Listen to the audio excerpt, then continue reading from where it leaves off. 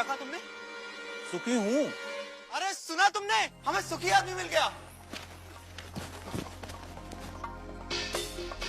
क्या तुम सुखी हो? एक ही बात कितनी बार कहूँ? हाँ मैं सुखी हूँ। लेकिन तुम्हारी कमीज कहाँ है? कमीज? क्या तुमने राजा की घोषणा नहीं सुनी? राजा को सुखी आदमी की कमीज चाहिए। पर मेरे पास तो कमीज नहीं है।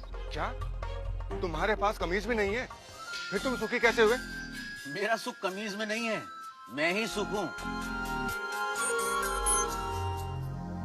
अन्नदाता, वह कह रहा था कि उसका सुख कमीज में नहीं है, वह ही सुख है, वह सुखी है, लेकिन उसके पास कमीज नहीं है।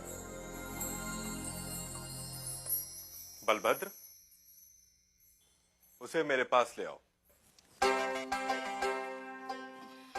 क्यों? क्या राजा को मेरी और मेरी बैलगाड़ी की सेवा चाहिए? पर उसके पास तो हाथी, घोड़े, रथ। बुरा, राजा को तुम्हारी बैलगाड़ी या तुम्हारी सेवा नहीं चाहिए। राजा तो तुमसे मिलना चाहते हैं।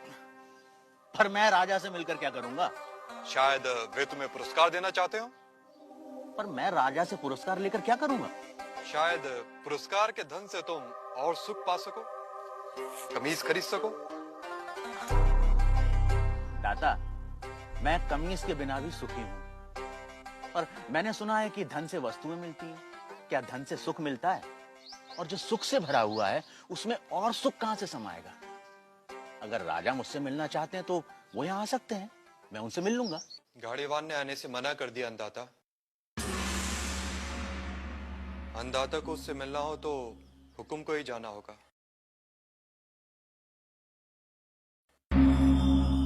और गाड़ीवान से मिलने राजा अपने मंत्री हजूरियों दासों के साथ गाड़ीवान भूरा के गांव पहुंचा। बुरा, बुरा, बुरा, अभी कहीं नहीं जा पाऊंगा, मेरे बैल सुस्ता रहे हैं। बुरा, अन्नदाता तुमसे मिलने आए हैं। बुरा, कहिए। तुम जो मांगोगे मैं तुम्हें दूंगा। हाथी, घोड़े, दास, दासियां, जो चाहे मांग लो, पर मुझे सुखी होने का रहस्य बता दो। मुझे नींद आ रही है राजा, मुझे सोने दो। राजा हैरान था। दूसरी बार राजा फिर बड़े दल बल के साथ आया। बुरा, बुरा, हाथी, घोड़े, दास, दासियां जितनी चाहे मांग लो, पर मुझे सुखी होने का रहस्य तो बता दो। राजा, हाथी, घोड़े, दास, दासियों के बिना भी मैं सुखी हूँ। फिर कभी आना। तुम्हें क्या चाहिए बुरा? मांग कर तो देखो। मुझे सुखी होने का रहस्य तो बता दो।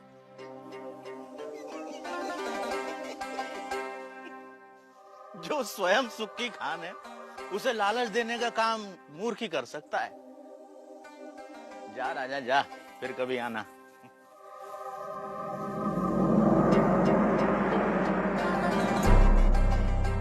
और राजा चला गया। उसे समझ नहीं आया कि गाड़ीवान भूरे को क्या चाहिए था। कि अचानक राजा एक दिन अकेले गाड़ीवान के सामने आ खड़ा हुआ।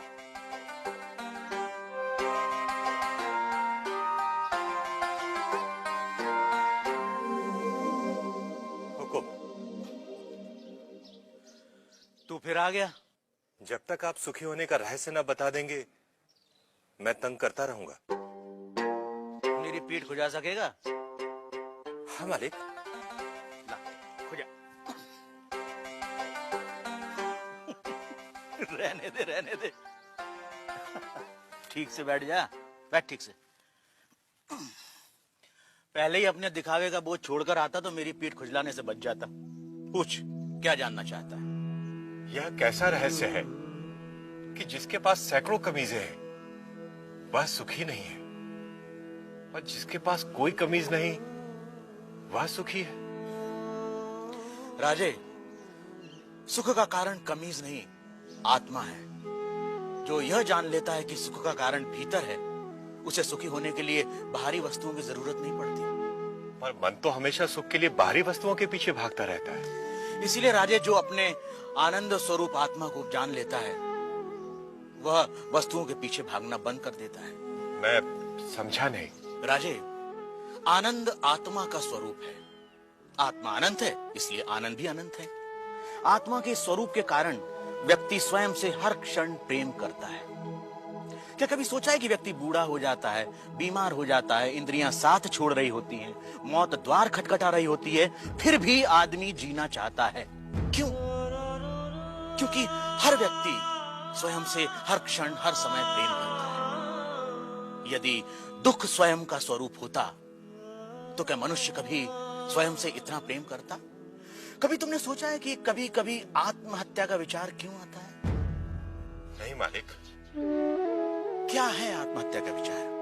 क्यों भावना के वश में आदमी मन, बुद्धि और शरीर आदि को खत्म कर देना चाहता है? क्योंकि आत्महत्या का विचार भी आत्म प्रेम को ही व्यक्त करता है। जब व्यक्ति दुख और दुख देने वाली स्थितियों से छुटकारा नहीं देखता, तब वह अज्ञानता में आत्महत्या को ही दुखों से छुटकारा पाने का रास्ता समझता है। इतना है मनुष्य का स्वयं के प्रति प्रेम कि वह अपने अस्तित्व को भी समाप्त कर देना चाहता है। सुख भीतर है तो मनुष्य बाहर संसार के पीछे भागता क्यों है? क्योंकि वह स्वयं से प्रेम करता है। मनुष्य जिसकी भी अभिलाषा करता है, चाहे वह धन हो या वैभव, पत्नी, पति या पुत्र हो, वे सिर्फ उपकरण हैं जिनकी अभिलाषा मनुष्य स्वयं के सुख के लिए करता है। मनुष्य अपनी प्रियतम वस्तु या संबंधी को भी छोड़ देता है यदि वह वस्तु या वे संबंध दुख का कारण हो जाए। इसलिए मनुष्य सबसे अधिक स्वयं से प्रेम करता है। कोई भी व्यक्ति, चाहे वह संसार को पाने या संसार को छोड़ने की राह पर ही क्यों न चल रहा हो, वह स्वयं के लिए ही है। स्वयं के लिए इतना प्रेम कि या तो सारा संसार या संसार नहीं। स्वयं के प्रति इतना प्रेम ही आत्मा के सुख स्वरूप का प्रमाण है। यदि ऐसा नहीं होता तो मनुष्य दुखों से प्रेम करता। क्योंकि अज्ञानतावश हम अपने आनंद स्वरूप को नहीं जानते, इसलिए इस आशा में संसार और वस्तुओं के पीछे भागते रहते हैं कि वह हमें छोटे छोटे सुख देगी। यह ठीक वैसा ही है कि जो सुखों का स्वामी है, राजा है, वह खुद को भिखारी समझ दूसरों से इसकी उम्मीद करता है। यही है अज्ञान की शक्ति। इसलिए राजे, संबंधों का और वस्तुओं का सुख स्थायी नहीं होता, परंतु आत्मा का आनंद असीम होता है। वो कैसे स्थायी है? राजीव, जब भी हम किसी प्रिय व्यक्ति या प्रिय वस्तु को देखते हैं तो उससे आनंद होता है। इस आनंद को शास्त्र प्रिय कहते हैं।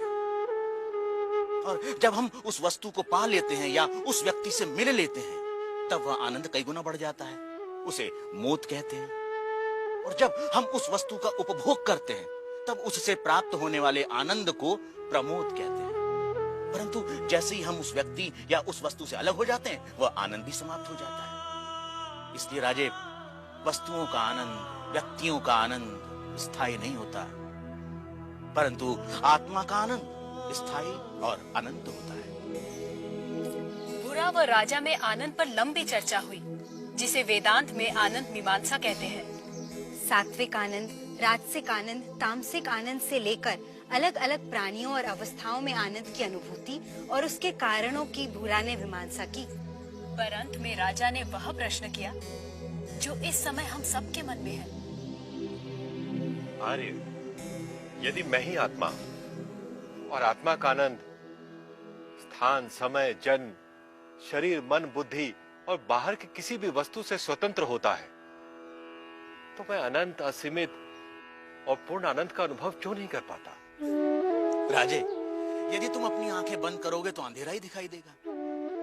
जब तक तुम शरीर, मन, बुद्धि, संसार, वस्तुएं, रस, भाव और विचारों की ओर ही देखोगे, तब तक तुम उस अनंत, असीमित और पूर्ण का अनुभव नहीं कर सकोगे। इसमें गलती आत्मा की नहीं, हमारे दृष्टिकोण की है। इसलिए राजा, यदि सुख चाहते हो तो बाहर नहीं, भीतर देखो। तो सूत्रधार, क्या इसका ये अर्थ हुआ कि सुख की कामना ही आत्मा के आनंद स्वरूप का कारण है? तुमने ठीक समझा नटी। इसीलिए पूरा जीवन हम सुख की तलाश में रहते हैं। आप जो होते हैं, पूरा जीवन उसी की ही खोज करते हैं। हम आनंद है, इसीलिए हम अनंत सुख की अभिलाषा रखते हैं। इस सत्य को ना जानना ही दुख का कारण है।